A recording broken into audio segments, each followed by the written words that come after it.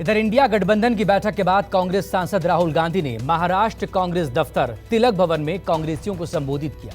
राहुल ने यहां भी अडानी समूह को लेकर हुए खुलासे की आड़ में पीएम मोदी पर निशाना साधा तो लगे हाथ ये भी दावा कर दिया कि कांग्रेस 2024 के चुनाव में बीजेपी को हरा देगी। कर्नाटक की तरह तेलंगाना, छत्तीसगढ़, मध्य प्रदेश और राजस्थान में भी जीत का परचम लहरा देगी।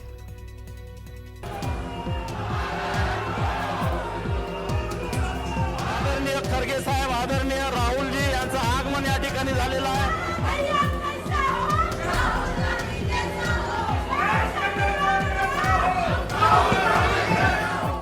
मोदी जी आए थे तो उन्होंने कहा कांग्रेस मुक्त भारत, याद है आपको नारा? अब दुनिया का सुपर पावर जो था, इंग्लैंड था, वो कांग्रेस मुक्त भारत नहीं कर पाया, मोदी कैसे करेगा? 28 पार्टियों की एकता से मिली ताकत और मुंबई में पार्टी दफ्तर में हुए स्वागत से राहुल गांधी का जोश 7वें आसमान पर पहुंचा। निशाने पर पीएम मोदी तो आए ही, आरएसएस और बीजेपी भी राहुल के हमले से बच नहीं पाए। और जो बीजेपी आरएसएस वाले होते हैं वो नरेंद्र मोदी जी ऐसे बैठते हैं और उनके पीछे लाइन लगी रहती है, वो भी ऐसे बैठते हैं कि गलती से भी मुस्कुरा ना ले, पता नहीं क्या हो जाएगा, मोदी जी मार देंगे, आरएसएस वाले मतलब चड्डी पहना के लाठी पकड़ा देंगे। कांग्रेस और बीजेपी का फर्क समझाते हुए राहुल गांधी ने आरएसएस पर जमकर तंज कसा। पार्टी कार्यकर्ताओं को गुदगुदाया, जोर जोर से हंसाया। किसी भी आरएसएस के कार्यकर्ता से पूछ लीजिए, 100 का ग्रुप होगा तो उससे पूछ लीजिए, भैया आप एक बात बताओ, आप में से कितने लोग घर छोड़ के भागे? सारे हाथ उठा देंगे, तो सब भागे। फिर पूछना भैया वापस कितने गए? एक हाथ नहीं उठाएगा। क्यों? क्योंकि इनको पहले से नफरत इनके दिल में डाली जाती है। कार्यकर्ताओं से मुलाकात हो और मोहब्बत की बात ना हो, यह तो मुमकिन ही ना थी। राहुल ने फिर अपने अंदाज में दोहराया कि कैसे मोहब्बत के जरिए नफरत की जीत होगी। मगर अगर इनके दिल में नफरत है तो मैं इनके पास चला गया, मैं गले मिल गया, कहा भैया बात क्या है, इतने गुस्से में क्यों हो, नफरत क्यों है? थोड़ा सा प्यार दिखा दिया, नफरत मिट जाएगी। सही बात है ना?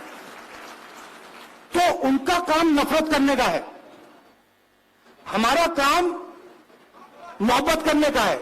उनसे भी, उनको भी नहीं छोड़ना। मतलब हमारे यहां पे तो मतलब मोहब्बत की दुकान खुली हुई है, सुपरमार्केट खुला हुआ है यहां पे, मगर हमें उनके बाजार के अंदर घुसना है, उनके घरों में जाना है और उनके घरों के अंदर मोहब्बत की दुकान खोलनी है। राहुल ने एक बार फिर अडानी समूह को लेकर आई नई रिपोर्ट पर भी मोदी सरकार पर निशाना साधा, इस दावे के साथ कि पीएम मोदी का अडानी के साथ पुराना याराना है। और मोदी जी सोचते हैं कि उनका और अडानी जी का रिश्ता कांग्रेस को मिटा देगा।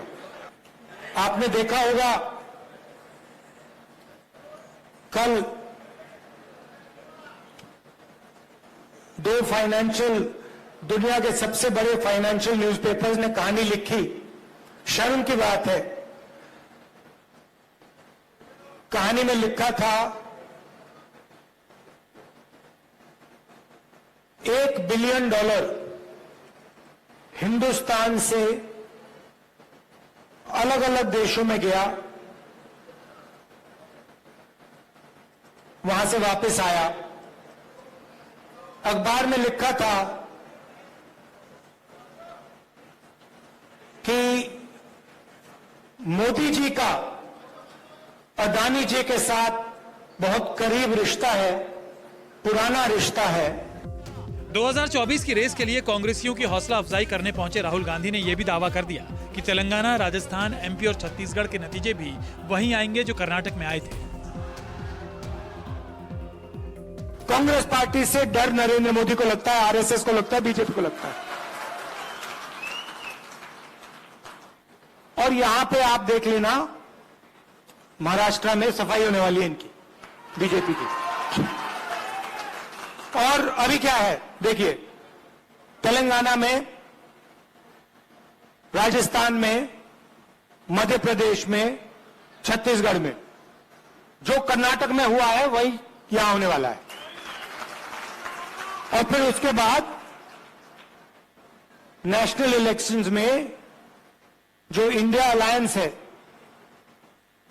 वो बीजेपी को हराने जा रहा है। कांग्रेस अध्यक्ष मल्लिकार्जुन खड़गे ने भी दावा किया कि अगर कांग्रेसी एक होकर लड़ेंगे तो उन्हें हराने वाला कोई नहीं है, क्योंकि पीएम मोदी ने कर्नाटक में खूब खाक छानी थी, लेकिन हासिल सिफर रहा। आपको मालूम है कर्नाटक में कैसा मोदी दिल्ली से आकर गली गली फिरा तो भी लोग वोट नहीं दिए। बहुत सबको कुछ ना कुछ बोल के भड़कावा, लेकिन कोई उसको देखे नहीं। जिस जिस जगह गया उस जगह हारते गया। महाराष्ट्र में कांग्रेस आगे है, सभी तरफ लोग राहुल गांधी जी को देख रहे हैं। जो इंसान कन्याकुमारी से लेकर कश्मीर तक पैदल चला, 4000 से ज्यादा किलोमीटर चला, उसके तरफ सब देख रहे हैं। जब आप एक होकर लड़ेंगे आपको हराने वाला कोई नहीं है। मल्लिकार्जुन खड़गे ने यह भी इल्जाम लगाया कि राहुल गांधी को खामोश करने के लिए सत्ता ने उनकी संसद सदस्यता रद्द करवाई थी, लेकिन राहुल झुके नहीं, क्योंकि उन्होंने गरीबों की लड़ाई का संकल्प ले लिया था। डिस्क्वालिफिकेशन ये किया था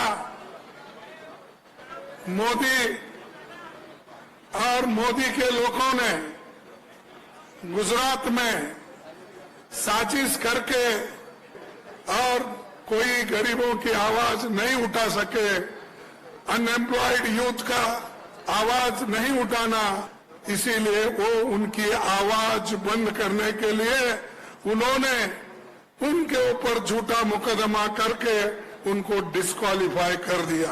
राहुल जी ने पहले ही दिया था।